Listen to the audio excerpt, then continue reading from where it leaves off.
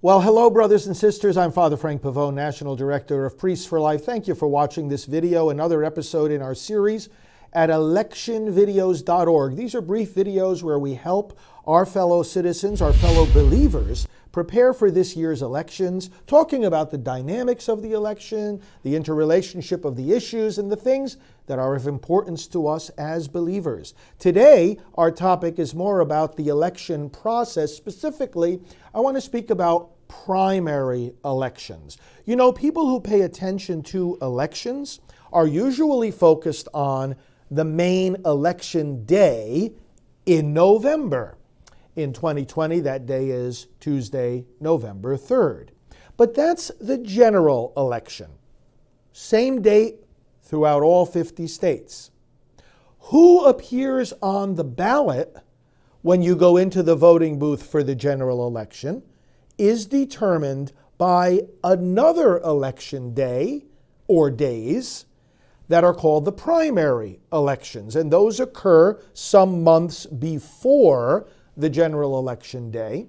The dates of the primaries differ from state to state, although because of the convergence of some of these days in many of the states, certain Tuesdays are called Super Tuesday or Mini Super Tuesday, when you have a lot of states having their primaries all at once. Now, for this year's election season, most of the primaries are already behind us, but there are still more to come, and it's still valuable, therefore, to reflect on the importance of primary elections and to keep that in mind for future election years. The first reason why they're so important is what we already just said.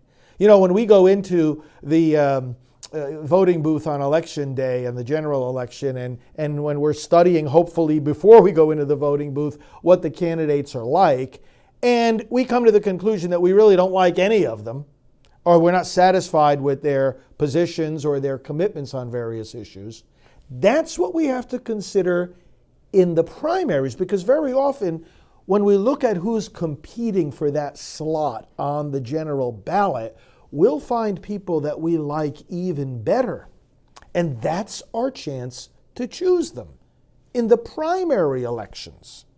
Very often, for example, when you have a pro-life candidate who seems to have the advantage of being on the ballot, sometimes the primary challenger will be even more pro-life or even more committed on some of the other issues that we're concerned about. Of course, on the other side of the coin, if you have a left-leaning candidate who has very, very pro-abortion views or other views that are left-leaning, sometimes they'll have a primary challenger who is even worse in the other direction. And those voting on that ticket may want to keep the better of the two on for the general ballot. So primary elections are very important. Now, as I say, the dates of the primaries differ from state to state. We've set up a special website for your convenience called statevotinginfo.org. And at statevotinginfo.org, you can look up your state, go to your state's election website, and find out the details. Now, keep in mind, some states have more than one primary. Don't be confused by that, because there's a primary for the presidential race, and then there are primary elections for other offices, governors, state legislators, and so forth. Some states let the voters choose all these candidates on the same primary day. Other states will separate their presidential primary from their primary election for other offices. It's just a matter of knowing how your state does it. Another thing that varies from state to state is who can vote in the primary elections. Now, first of all, of course, you have to be a registered voter. So pay attention in your state to when the cutoff is for voter registration for the primaries, which is a different date from the cutoff for voter registration for the general election. But then also pay attention to what your state says about whether the primary is going to be open or closed. And what does that mean?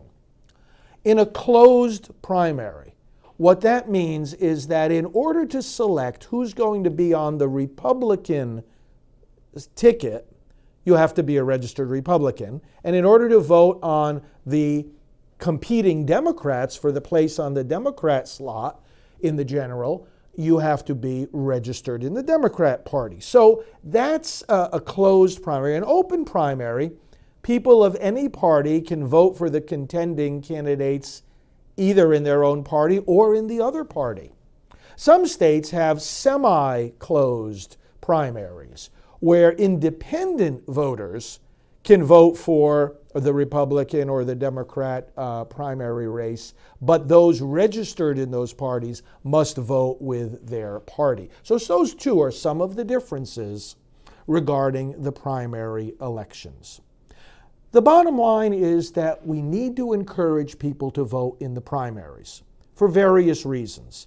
First of all, participation in elections is always a good thing, so that we have more people having their say in who become our elected representatives. Secondly, it is an opportunity to recruit, register, and activate more voters. So many people who are eligible to vote in this country never register to vote, and so many who even are registered do not actually vote. We've got to change that. We've got to get people more involved in making a difference. And one of the great ways to get them involved and ready to participate in the general election is to get them involved and ready to participate in the primary elections. It's sort of another chance, an additional opportunity to mobilize voters, to get ready, to get the engines going, if you will, in preparation for the general election. And along those same lines, even if you already know that who is going to win the primary, in other words, who it is sometimes, for example, in the presidential race, before the primary elections in the various states are over, it is often very, very clear and certain who's going to end up having the nomination. But it's still important to get out and vote for the candidate of your choice. Why?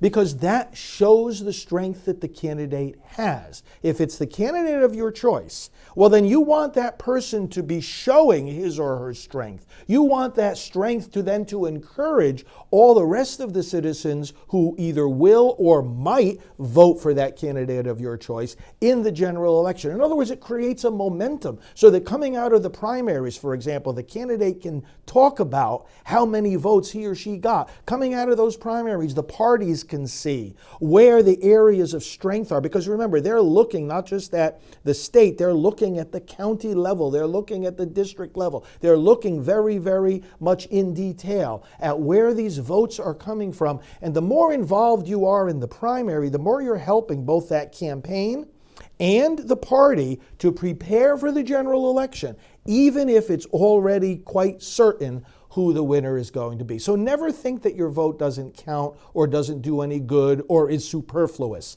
No such thing.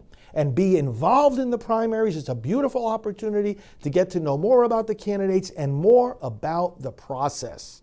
As with the general, so with the primaries, do everything you can to get other people involved as well. Those of us who work in the churches, it is perfectly consistent with the gospel and with the civil law for us to urge people to get involved in these elections, for us to tell people what the dates of the primaries are, where they can get information about the candidates, what the deadlines are for voter registration, what the polling places are. These are all elements of simply equipping the people of God to make a difference in the world. Isn't that what Jesus commands us to do? Well, friends, thank you for watching these short election videos. You can find more at electionvideos.org. I invite you to share these with your friends and anyone else within your influence. And thank you for being an active, informed believer and citizen. Father Frank Pavone here of Priests for Life. God bless you.